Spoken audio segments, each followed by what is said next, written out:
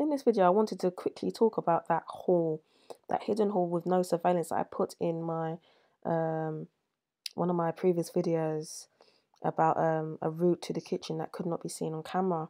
And I found where that ends up, well, kind of where it ends up. And you see the kitchen that we see her in, the first kitchen she walks into, and we see the managers and the people at the back going in and out of that door.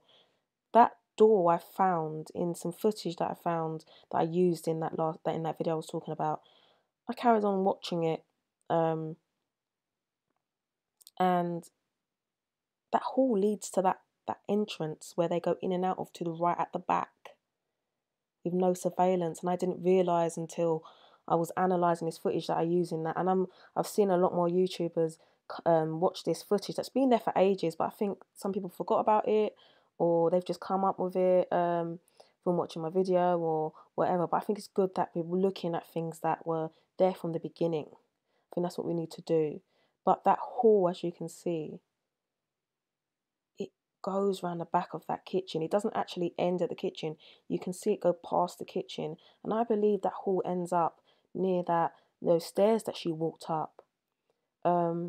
At the back there's like an exit. Well, some people have called it an exit, but think about it. This is the lower level. If that is an exit, there would have to be stairs that led upwards. So I don't believe that's an exit. I believe that's another room, a storage room or some kind. But I believe there's a part of it they don't pan to the right. And I believe it's possible that hall could end up there or around there somewhere, even if there's no access to it at that point. But there are also a few other rooms there that we haven't noticed or even have been able to look at, which I thought was also quite interesting because we don't know who uses them rooms. We see the staff go down there a few times because obviously their lockers are there. But I just thought it was interesting just to show you an update to that video and show you where that hall possibly leads, and that it's maybe even more relevant to the case. Now we know that it leads, that where the manager was, where the ice bucket is, leads to that hall with no surveillance. Um, yeah, it's very interesting to me.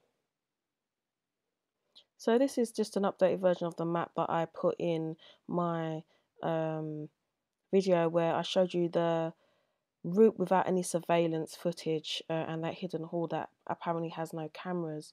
You can see here's the area that I was talking about where the hall would run along the back.